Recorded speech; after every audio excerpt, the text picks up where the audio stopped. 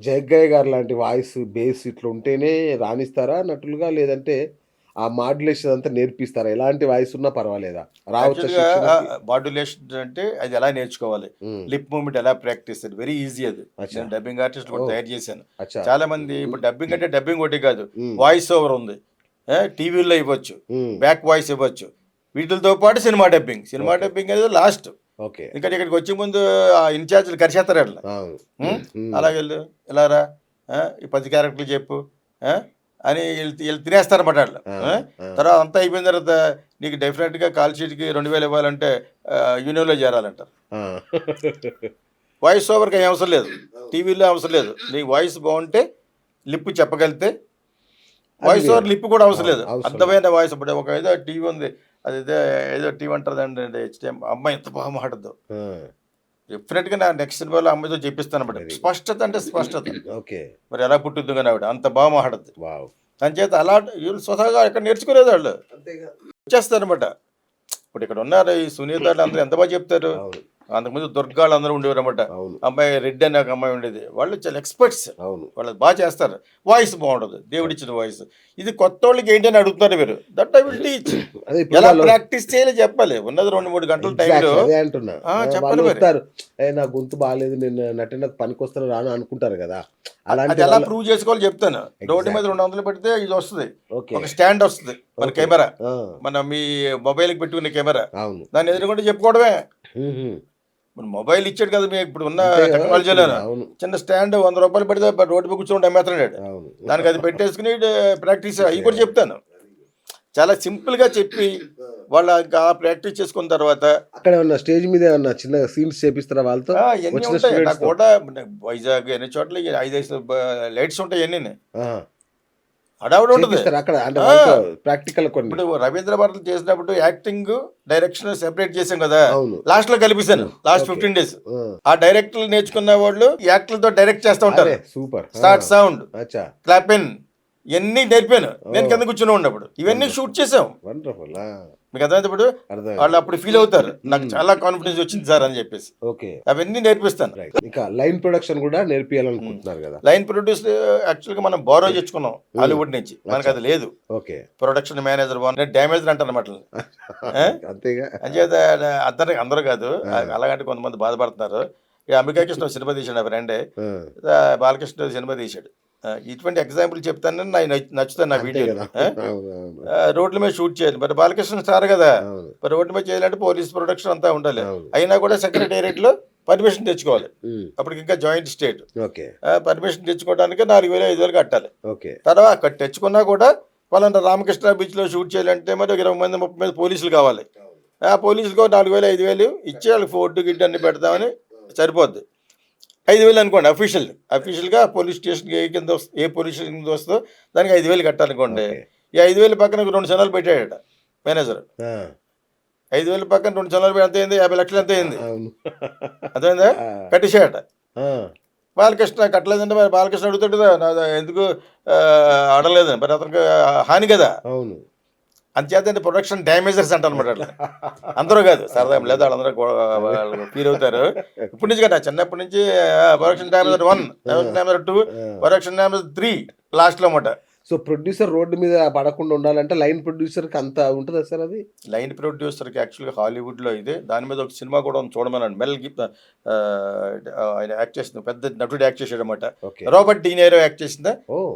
Line ప్రొడ్యూసర్‌గా act చేస్తాడు. అచ్చా! ఎన్ని తలకాయ నొప్పులంటే అందులో ఆ ప్రొడక్షన్ పెద్దదనమాట. ఓకే. పెద్ద పెద్ద హీరోలు కూడా ఒక్కొక్క సీన్ యాక్ట్ చేశారు. బ్రూస్ విల్లిస్ కూడా ఒక సీన్‌లో ఒక సినిమాకి రావాలన్నమాట. ఈ లైన్ ప్రొడ్యూసర్ ఎళ్లి అడుగుతాడనమాట. అంటే విన్యాసాలు చేస్తా ఉంటాడనమాట. ఆ! ఇయన్నీ భరించాలి. ఇంకో చోట ఒక డైరెక్టర్ ఒక పెద్ద ప్రొడక్షన్ చేస్తాడు కుర్రోడు. ఆ! అటు లిఫ్ట్‌లో వెళ్తా ఉంటాడనమాట. అక్కడ ఆల్ హెబాహెబీలు చూస్తున్నారు. 20థ్ సెంచరీ ఫాక్స్ షోలో అందరూను. అందులో వాళ్ళేదో చెప్తూ ఉంటారు. కంగారు పడకు అని చెప్తాడు ఈ అబ్బాయికి. యంగ్ డైరెక్టర్‌కి. ఆడంటాడు దట్ ఆ సినిమా కూడా వీడు తీసిన సినిమాలో హీరో కూడా చాలా పెద్దోడు. షాన్ పెన్ అని. ఆ! అందరూ యాక్టర్స్ అంటే పెద్ద ప్రొడ్యూసర్లు రైట్. అన్నమాట. కూర్చొని యూ రిమూవ్ దట్. కుక్క చచ్చిపోవడం జస్ట్ టేక్ దట్. చావకూడదు అని చెప్తారన్నమాట హ్మ్. వీడు దొర్లేతుంటాడు. ఆ సీన్ తీయలేనని. అంటే యంగ్ డైరెక్టర్ అదే కదా. వాడిని లాక్కొచ్చి లిఫ్ట్లో కూర్చోబెట్టి ఎవడ నువ్వు అంటాడు అనమాట. ఇదంతా లైన్ ప్రొడ్యూసర్స్ అలాగనిపి అచ్చా, ఓకే ఓకే వాళ్ళకి 15 to 20% ఇస్తారు. ఓకే 200 కోట్లు అనుకోండి, 200 కోట్ల ప్రొడక్షన్ మీద అతనికి 20% 15% ఇవ్వాలి. పెద్ద ఆఫీస్ ఉంటుంది. అచ్చా. లైన్ ప్రొడ్యూసర్ ద్వారానే ఆర్టిస్ట్ దగ్గరికి కానీ వెళ్ళాలి, ఎవరిని రానివ్వరు. ఇప్పుడు అది మనకు కూడా వచ్చేసింది. అచ్చా, ఇప్పుడు కాస్టింగ్ డైరెక్టర్లు వీళ్ళందరూ ఉంటారు కదా. ఎక్కడి వరకు వెళ్తారో అక్కడ వరకు తీసుకెళ్తా వరకు వెళ్తారు. అది కూడా విత్ సెక్యూరిటీ. ఓకే. బొంబేలో ఒక మలయాళీ ఉన్నాడు నాకు తెలిసినవాడు. నాకు అమితాబ్ బచ్చన్ డేట్లు కావాలి, వాళ్ళు కావాలి, వీళ్ళు కావాలంటే ఒక సినిమాకి ఏదో కారం చెడ్డి మీద తీద్దామని అప్పుడు కన్సల్ట్ చేస్తే నీకున్న బ్యాక్గ్రౌండ్కి అదే నీకున్న ఎక్స్పీరియన్స్కి అందరి దగ్గర కూర్చోబెడతాను, రేట్ నాకు సంబంధం లేదన్నాడు. అప్పటికి అమితాబ్ బచ్చన్ 10 రోజులకి ఎన్ని కోట్లని తీసుకుంటున్నాడు. మాకు 10 రోజులు వద్దు, 3 రోజులు చాలా అన్నాం. కక్కుర్తి విలాస్ కాబట్టి మనం అయినా కూడా మరి ఒప్పుకుంటాడు. అది నేను చెప్పను, కూర్చోబెడతాను. Because you done some good films. Aishwarya గారితో కూర్చోబెడతాను, మాధురి దీక్ష అయితే కావాలి. కారం చెట్టు మీద ఒకటి చేద్దాం అన్నాం.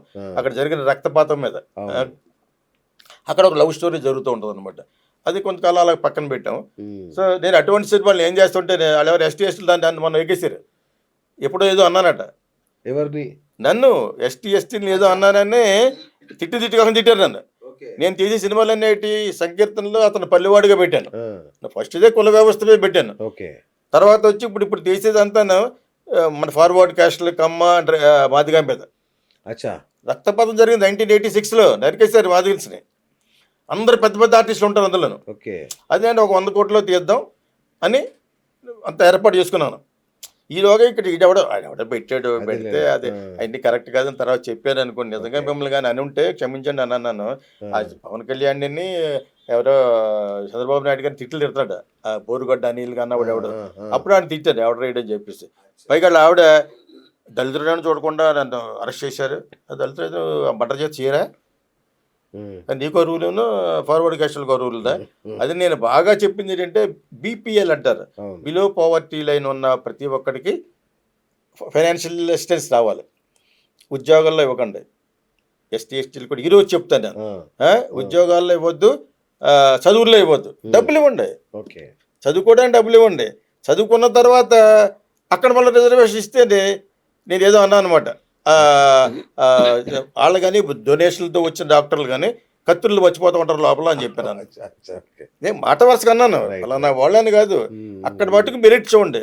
చదువుకోవడానికి డబ్బులు ఇవ్వండి, చదువుకోవడానికి ఇవ్వండి, వాళ్ళ ఫ్యామిలీకి ఇవ్వండి, అదే రిజర్వేషన్ ప్రకారం ఇవ్వండి. I not against reservation. డబ్బులు ఇచ్చిన తర్వాత ప్రోడక్ట్ తయారవుద్ది కదా, దాన్ని అక్కడ ఇవ్వద్దు. మంచి సలహా ఇది. అది దాన్ని మిస్ఇంటర్ప్రిట్ చేసాడు ఎవడో, చెత్తగాడు ఎవడో. దాని గురించి ఒక 15 రోజులు తిట్టారు నన్ను. తిట్టుకోండి మరి నేను ఎందుకు తిడుతున్నారని అడిగాను. తిడుతున్నారు సరే, ఎందుకు తిడుతున్నారని. నాకు కొంచెం కామెడీగా ఉంటాయి కాబట్టి నాకు అర్థం అవ్వాలి కదా. అది ఎవడో వైజాగ్లో స్త్రీలట గద్దె గారి బొమ్మ ఎదుర్కొండకు నుంచుని గీతాకృష్ణ గారి క్షమాపణ చెప్పాలి, గీతాకృష్ణ గారు చెప్పాలి. వెంటనే చెప్పేశాను. తర్వాత అడిగాను, ఎందుకు అడిగాను నేను. నువ్వు పలానా చెప్పేశారు. మరి కన్నడ వాళ్ళతో ఒకసారి గొడవ, కన్నడ వాళ్ళు ఏదో అన్నాన్ని గొడవ పెట్టేశారు. పెద్ద గొడవ జరిగిపోతుంది గాంధీనగర్లో, బెంగళూరులో. సిటీ నైన్ వాళ్ళు ఫోన్ చేసి రెండే ఎక్కడ ఉంటే అక్కడ వాట్సాప్లో క్షమాపణ చెప్పండి, నేను అందరికి ఇచ్చేస్తాం అన్నారు. ఎందుకని అడిగాడు. అది తర్వాత మాట్లాడుకుందాం, ముందు క్షమాపణ చెప్పాను. నేను కన్నడ సినిమా ఫీల్డ్లో అన్నాను, కన్నడ వాళ్ళు అన్నాను వచ్చేసింది. కన్నడ వాళ్ళు ఎలాగంటాను, నా మొట్టమొదటి నా జీవితం అంతా కన్నడలో జరిగింది. సంకీర్తన మిగతా చాలా సినిమాలు బ్రిగేడ్, మన కాఫీ బార్ కూడా బ్రిగేడ్ రోడ్లు తీశాను. నాకు అంత పరిచయం. గిరీష్ కర్నాడు నా ఆర్టిస్టులు కన్నడ ఆర్టిస్టులు. అయినా కూడా నాకు కనబల్ల కాలేదు కాబట్టి బై మిస్టేక్ అన్నాను అనమాట.